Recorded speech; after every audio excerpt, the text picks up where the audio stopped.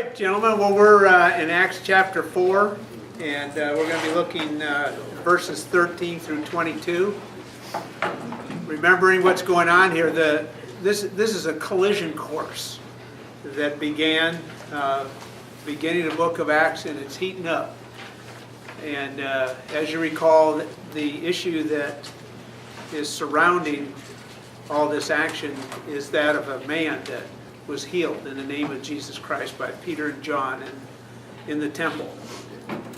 And so that caused quite a ruckus, and of course that's upsetting the apple cart of the rulers of Israel, religious leaders. And so they're trying to figure out how to deal with this. They thought they took care of it when they crucified Jesus. But now it seems like it's even spreading greater and more impactful because there's definitely a miracle that has taken place here, and the Sanhedrin or the council doesn't know what to do about it. It's an obvious thing. We last week looked at how absurd the reasoning was. We're really going to see absurdity even more extreme here in what takes place this morning. So let's read 13 through 22. And Randy, should we start with you and go down that side? Does anybody feel that they're being left out? I never know where to go. Some of you might feel like, well, we never get to read here. Nobody feels that way? What's that? Can't hear. Go ahead, Randy. When they saw the courage of Peter and John and realized that they were unskilled, ordinary men, they were astonished, and they took note that these men had been with Jesus. But seeing the man who was healed standing beside them, they had nothing to say in opposition. So they ordered them to withdraw from the Sanhedrin and then conferred together, saying, "What shall we do with these men? For that a notable sign has been performed through them is evident to all the inhabitants of Jerusalem, and we cannot deny it." Everybody living in Jerusalem knows they have done an outstanding miracle. We cannot. Did I say something? Oops, excuse me, I'm sorry. But to stop this thing from spreading any further among the people, we must warn these men to speak no longer to anyone in his name. Then they called them in again and commanded them not to speak or teach at all in the name of Jesus. But Peter and John replied, "Judge it for yourselves whether it is right in God's sight. For we cannot help speaking about what we have seen and heard." The council then threatened them further, but they didn't let them go. But they finally let them go because they didn't know how to punish them without starting a riot, for everyone was praising God. How far are we going? For the man was more than 40 years old on whom this miracle of healing had been performed. Okay, they're sitting in the council, or they're standing in front of the council, which is also called the Sanhedrin, the religious rulers, kind of like the Israel's Supreme Court. And one of those present in that group was a man named Nicodemus. Nicodemus was encountered Jesus in John chapter 3 in the night because he didn't want to be known. Didn't want him to know that he was investigating and questions he had of Jesus. And one of the things Jesus said in that time with Nicodemus, he says, it's in your opening comments here on your sheet, Jesus said, "This is the judgment, that the light has come into the world," speaking of himself, "and men loved darkness rather than the light, for their deeds were evil." And the light either causes one to see things more clearly, or the light causes somebody to repel. I don't want to get away from this. And it was the latter situation that was being experienced here. Jesus, as the light, was causing a reaction on these council members, and the ramifications of it were being felt now by his disciples, which Jesus told them was going to happen. You're going to have this take place. So they weren't surprised. But what was it that amazed the council members about Peter and John? What was it that was amazing to them? They recognized them as not having any training. Okay, but what was it before that? Courage. Huh? Confidence and courage. Courage, yeah. And the reason that it was a quandary, John, is because they were uneducated, untrained men. What does that mean? Why would that surprise them? A person could be confident and be uneducated and untrained, right? So what was it that really struck them about this? We spoke with authority. They spoke with authority, okay? By being unschooled, I just assume that they're not trained like us. They don't know what we know, type of thing. Exactly.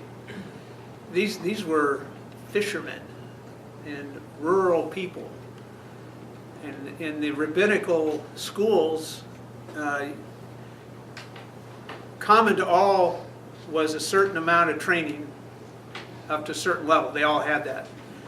But to go on and start teaching others, you had to get more schooling. Like you take somebody like Saul, who became Paul. He studied under Gamaliel, which would be like going to Harvard in his day. Because the selection of the disciples was made by the rabbi. So there are very few that got into that level. So these guys in Sanhedrin were of that educated level. And here these guys are teaching, they're quoting from the Tanakh, the Hebrew scriptures, and they're kind of amazed, and they're very bold. Another thing, the confidence causes them to be surprised because they remembered seeing them with Jesus, right? And when they saw him with Jesus, what were they like? Huh? Timid. They were timid. They're reserved. Peter denied that he even knew what they were talking about. Mike? I think also the courage that they demonstrated in front of the crowd, and they said, it is not us, it is Christ who is doing this. But they went and they healed this man. I mean, they put everything that they represented on the line. And it's not knowing what was going to happen. And had nothing happened, it would have, in a sense, eviscerated their faith and their work before the crowd. Yeah. So the courage, I mean, because that's the thing that we are not courageous about, is we're afraid of being rejected. We're afraid that something isn't going to happen that we think should happen, and so we are passive about our faith. Yeah. Yeah, that we won't think the Lord's going to come through. Right. I remember when I first came Christian, I was working on the college campuses and I'd have somebody that was not, didn't seem to be very persuaded. And I said, okay, if you'll do this, if you'll ask Jesus Christ, it made me think you're talking to the wall, but you ask him to reveal himself to you.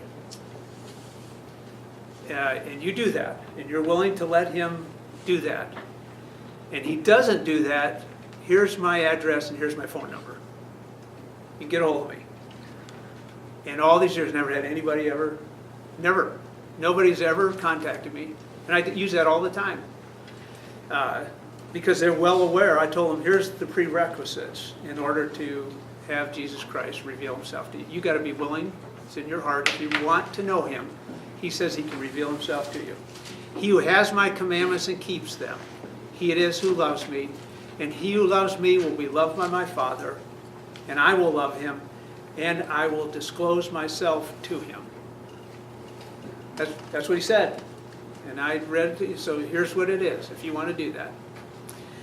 So right, they were willing to stick their neck out there. What was the profound response by the religious leaders to this situation? Next verse. Nothing they could say. Huh? Nothing they can do. No reply, right? So they were amazed, they were astonished, and their reply was nothing. Nothing to say. I want us to go to John chapter 7. Because this happened before, this same thing. This is what's so interesting about doing Acts. You read the Gospels and you see the things that Jesus told his disciples, and now you're seeing them fulfilled here. Things that he told them was going to happen were fulfilled.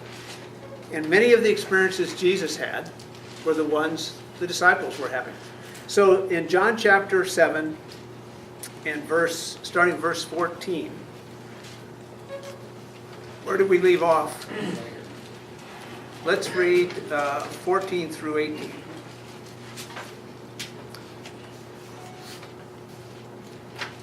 John 7, 14 through 18. When it was now the midst of the feast, Jesus went into the temple and began to teach. The Jews then were astonished, saying, "How has this man